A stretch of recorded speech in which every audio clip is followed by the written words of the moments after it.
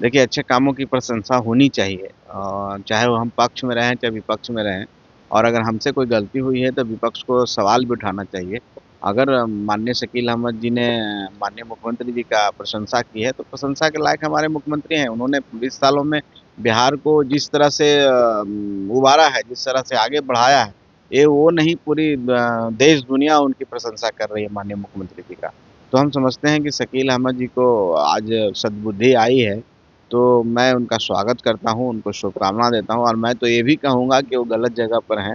उनकी जो विद्वता है, उनकी जो अच्छाई है, वो इधर आके साबित होगी, अच्छी साबित होगी, तो बेकार जगह फँसे हुए हैं, उनको इधर आना चाहिए। तो साथ-साथ उन्होंने कांग्रेस पे सवाल भी उठाया, कहा कि मैं वोट करना चाहता था शशि थरूर को, लेकिन सोनिया गांधी और राहुल गांधी के करीबी वाले वोट कर रहे थे खड़गे जी को, इसलिए मैं अपनी मर्जी के खिलाफ जाके खड़गे जी को वोट किया।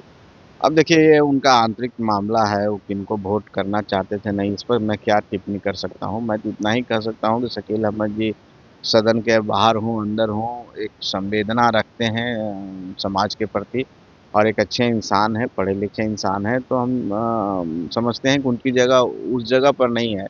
उनकी विद्वता का वो सही उपयोग नहीं कर पा रहे हैं उन लोग, तो उनको भी आत्ममंथन करना चाहिए और सोचना चाहिए। तेजस्वी यादव आज मीटिंग करने वाले हैं, कहा जा रहा है कि इस मीटिंग में तेजस्वी यादव को राष्ट्रीय कार्यकारी अध्यक्ष बनने होगी। देखिए पार्टी क्या बनाएगी, नहीं बनाएगी, लेकिन हम लोग जो देख रहे हैं कि वो अभी भी उसी तरह से एक्ट करते हैं कि अपने आप को सुप्रीम बॉस समझते हैं, उन्हीं के कहने पर सब चीज़ होता है। और माननीय आदरणीय लालू जी अब उस अवस्था में नहीं है कि पार्टी को चला सके, तो माननीय लालू जी किसी और को भी चाहते होंगे तो वहाँ पर ज़बरदस्ती की बात है ना, वहाँ तो बाँह फैलाने की बात है। तो अब उनकी पार्टी है, वो अब राष्ट्रीय अध्यक्ष बने, कार्यकारी बने, ना बने, तो उन्हीं उन्हीं को सब करना है।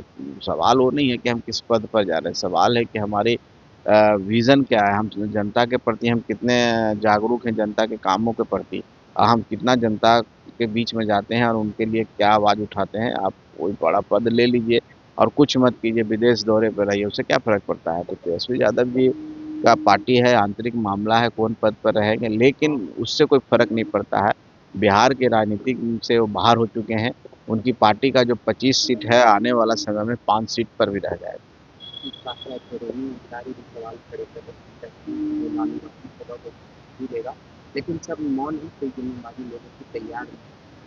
अब देखिए रोहिणी आचार्य जी को कोई कष्ट हुआ होगा, इसलिए इस तरह की बात कर रही हैं। परिवार का मामला है, पार्टी का मामला है और उनको लगता होगा वो भी चाहती होंगी ज़िम्मेदारी लेना, तो द्वंद है वहाँ पर। और अभी तेज प्रताप जी को आप देख रहे हैं कि अलग पार्टी बना ली है, रोहिणी आचार्य जी अलग मोर्चा खोले हुए हैं। तो घर में ही आपसी खींचातानी है पद की होड़ में, तो वो तो पराकाष्ठा पार किए हुए हैं उन लोग, लालच का, परिवारवाद का। इसलिए उस पर क्या टिप्पणी करें, वो उसी पार्टी का बुरा हर्ष होने वाला है और वो पार्टी मिट्टी में मिलने वाली है। कल कांग्रेस विधायक ने इस बात को क्लियर किया कि उनके विरोध कहीं नहीं जा रहे हैं। साथ-साथ उन्होंने ऐसा भी कहा कि राहुल गांधी आने वाले चुनाव राजद के साथ नहीं लड़ेंगे। अब देखिए उनके विधायक नहीं जा रहे हैं, तो विधायकों को वहाँ बुलाने की क्या ज़रूरत है? डर तो है कांग्रेस को। उनको सुरक्षा का भावना है, इसलिए सभी विधायकों को बुला कर के समझा रहे हैं। लेकिन विधायक भी बेचारे क्या करें? विधायक जान रहे हैं कि विकास का मतलब नीतीश कुमार है, विकास का मतलब एनडीए है और उनके क्षेत्र में विकास होना है और वो जीत के आए हैं, जनता के प्रति उत्तरदायी हैं और वहाँ की जनता उनको ठीक है, उनको वोट से जिताई है, लेकिन वहाँ की जनता भी चाहती होगी कि एनडीए में जाएँ। एनडीए में जाने से जिस तरह से माहौल बना हुआ है, तो वो भी बेचारे सोच रहे होंगे कि हम गलत पार्टी में हैं, इसलिए इधर आने के लिए व्याकुल होंगे। तो कांग्रेस के सुप्रीमो ने बुला के उनको समझाया है। ठीक है, उनकी पार्टी का मामला है, लेकिन हम लोग को कोई मतलब नहीं है उस चीज़ों से, कि हम लोग कभी कोशिश भी नहीं करते हैं कि कोई दूसरे विधायक को हम लोग तोड़ के लाएँ। हमारी पास संख्या, जनता ने इतनी बड़ी संख्या दी है, हम लोग क्यों ऐसा करेंगे? लेकिन उनको असुरक्षा की भावना है, कांग्रेस को डर लग रहा है। इसका मतलब है कि अनुशासन नहीं है, इसका मतलब है कि उनके जो कांग्रेस के प्रदेश अध्यक्ष हैं, उनकी कुछ चलती नहीं है, वो अपने विधायकों को समेट नहीं पाते हैं, उनको उनसे वार्ता नहीं करते हैं, इसलिए वो सुप्रीमो वहाँ क दिल्ली जाना पड़ता है। आप समझ लीजिए कांग्रेस का क्या हाल है, जो बिहार कांग्रेस उसके क्या हाल है। ऐसे लोग और ऐसी पार्टी का क्या विचारधारा है, हम नहीं समझते हैं कि कांग्रेस कुछ है, कांग्रेस 6 सीटों पर सिमटी है, आने वाला समय में ज़ीरो हो जाएगी।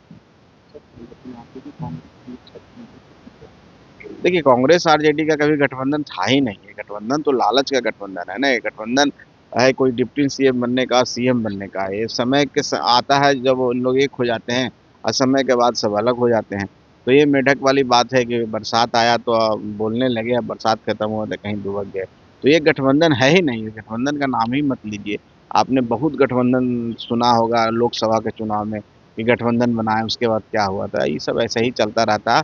इसलिए विचारधारा विहीन जो राजनीति करता है उसका ही हर्ष होता है। इन लोग का और बुरा हर्ष होने वाला है।